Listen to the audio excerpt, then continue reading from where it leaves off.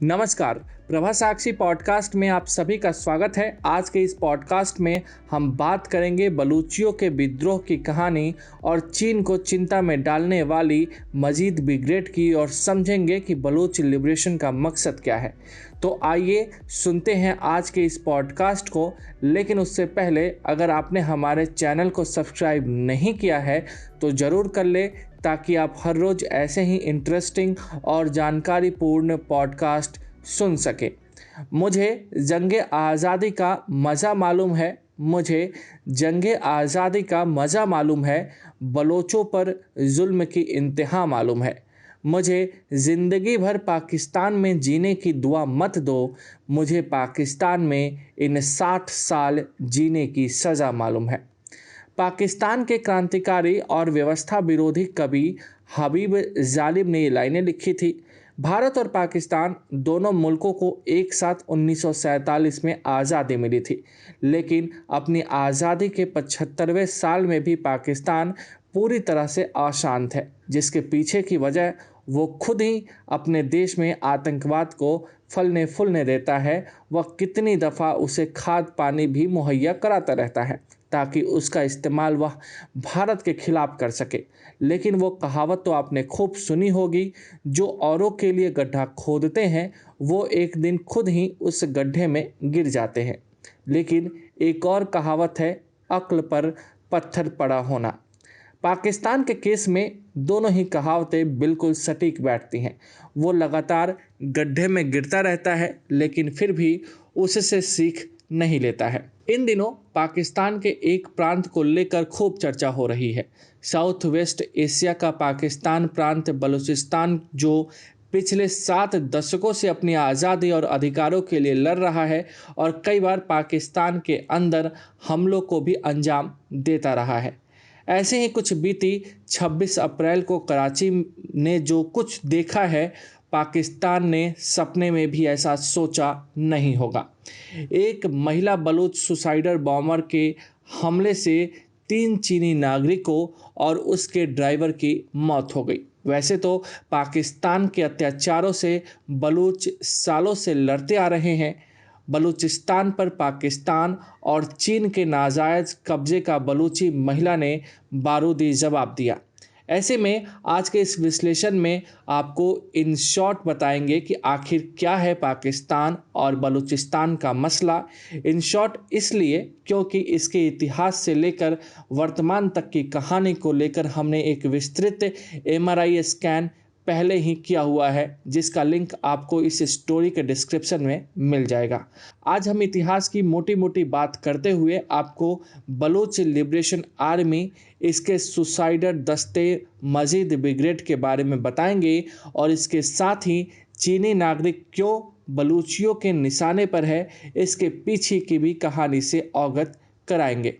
अब सबसे पहले जान लीजिए कि आखिर पूरा मामला क्या है।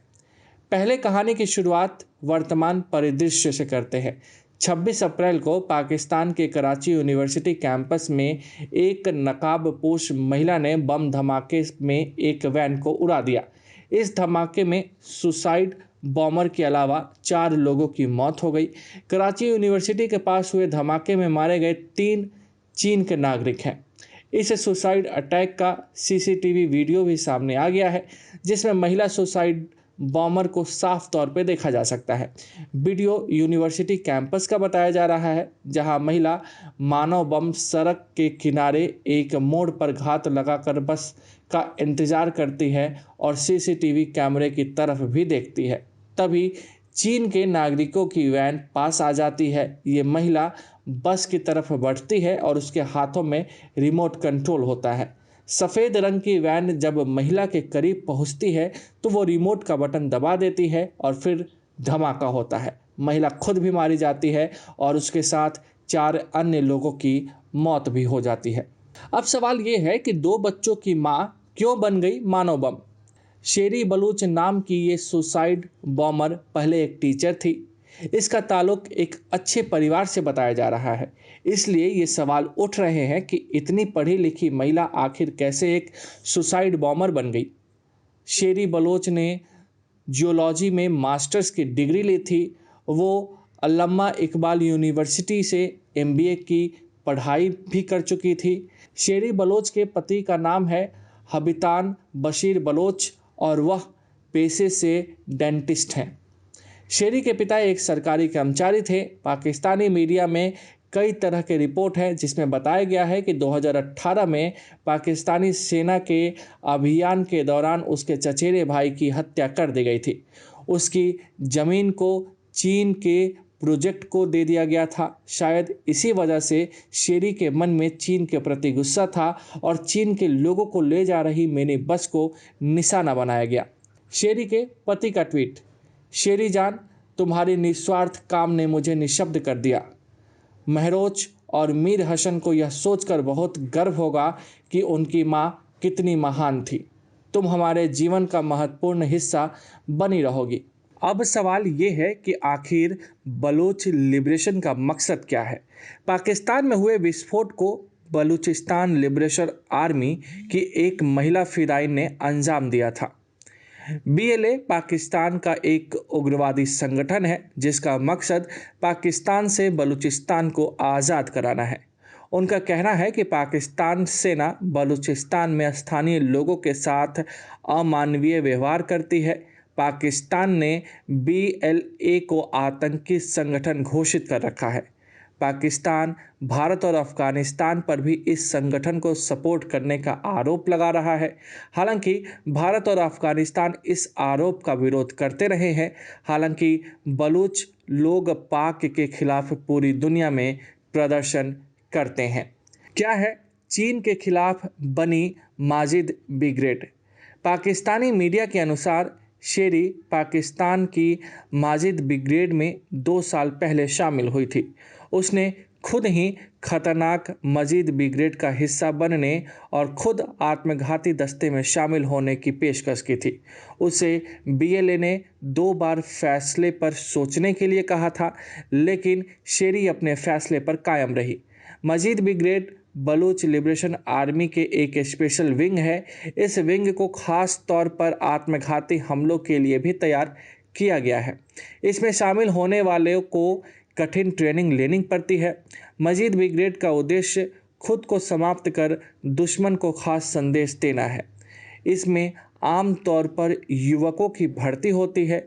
इसकी स्थापना साल 2011 में हुई थी। इसका नाम बलूचिस्तान के 2 सगे भाइयों लांगो और मजीद के नाम पर रखा गया।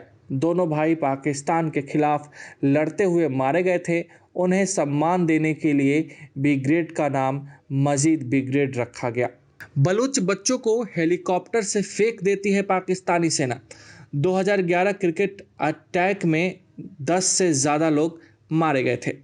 बलूचियों का आरोप है कि पाकिस्तानी सेना विरोधियों के खिलाफ बड़ी निर्दयता पेश करती है। उनका दमन किया जा रहा है। पाकिस्तानी सेना का काफ़ी क्रूर चेहरा देखने को मिलता है। मीडिया रिपोर्ट में बलूची लोगों के दावे के आधार पर कहा गया है कि उनके लड़कों को पकड़ा जाता है, पुलिस कस्टडी में टॉर्चर किया जाता है, लॉकअप में मारा जाता है। कई ऐसे भी मामले सामने आए हैं जिनमें बलूची लोगों का कहना है कि उन्हें हेलीकॉप्टर में बैठाकर नीचे फेंक दिया जाता है ताकि ये एक्सीडेंट लगे और पोस्टमार्टम में चोट का पता ना चल सके। ग्वादर बंदरगाह और चीन। अक्सर ग्वादर बंदरगाह चर्चा में होता है। ये बंदरगाह बलूचिस्तान में ही है जिसे चीन विकसित कर रहा है। यहाँ बलूच लोगों के लिए रोजगार के काफ़ी अवसर हो सकते थे, लेकिन ऐसा नहीं हुआ है। इस पूरे प्रोजेक्ट के लिए कुशल श्रमिक बुलाए गए हैं और पूरा क्षेत्र चीन के नियंत्रण में आ गया है। इस स्थिति के प्रति भी यहाँ के लोगों में ज़बरदस्त आक्रोश है। इसके परिणाम स्वरूप समय समय पर चीनियों पर यहाँ हमले होते रहते हैं। पाकिस्तान की जनता देश में चीन की मौजूदगी और उसके बेल्ट एंड रोड परियोजना के से काफ़ी परेशान है। दरअसल पाकिस्तान के ग्वादर में चीन की परियोजनाओं की वजह से जगह जगह पर अनावश्यक चौकियां बनाई गई है। ग्वादर को कांटेदार बाड़ से घेर दिया गया है। ग्वादर में बलूची लोगों को प्रवेश करने के लिए ठीक उसी तरह से परमिट लेने की ज़रूरत पड़ रही है जिस तरह से एक देश से दूसरे देश में जाने के लिए वीज़ा की आवश्यकता होती है। यह प्रदर्शन ग्वादर में चीन की बढ़ती मौजूदगी के विरुद्ध असंतोष का हिस्सा है। ग्वादर बंदरगाह 60 अरब डॉलर की चीन पाकिस्तान आर्थिक गलियारा प्रोजेक्ट का अहम हिस्सा है। गौरतलब है कि ग्वादर बंदरगाह का उद्घाटन सबसे पहले 2002 में हुआ था, जब इसे चीन और पाकिस्तान इकोनॉमिक कॉरिडोर परियोजना का हिस्सा बनाया गया था। तब फिर से इसका उद्घाटन हुआ। ग्वादर के लोगों से वादा किया गया था कि इस परियोजना से उनके और पाकिस्तान की जनता की ज़िंदगी बदल जाएगी, लेकिन वर्तमान दौर में आलम यह है कि यहाँ पानी और बिजली की भारी किल्लत हो रही है और अवैध मछली पकड़ने से आजीविका पर भी खतरा आ गया है, जिसकी वजह से यहाँ के लोगों का जीना मुश्किल हो गया है। 1950 के दशक में ओमान के शासक ने ग्वादर बंदरगाह का मालिकाना हक भारत को देने की पेशकश की थी, लेकिन नेहरू ने बंदरगाह का स्वामित्व लेने से इनकार कर दिया था। इसके बाद 1958 में ओमान ने ग्वादर बंदरगाह को पाकिस्तान को सौंप दिया था। पाक का झंडा उतार बीएलए ने अपना झंडा लहरा दिया था। पाकिस्तान की एक ऐतिहासिक जगह मानी जाती है कायद आज़म रेसिडेंसी। ये वो जगह है जहां मोहम्मद अली जिन्ना ने अपने जीवन के आखिरी दिन बिताए थे। 15 जून 2013 को इस बिल्डिंग पर रॉकेट दागे गए थे, जिसके बाद इमारत ध्वस्त हो गई थी। इसकी जिम्मेदारी बीएलए ने ली थी। बलूच विद्रोहियों ने स्मारक स्थल से पाकिस्तान का झंडा हटाकर बीएलए का झंडा लगा दिया था। बाद में इस इमारत का फिर से निर्माण कराया गया।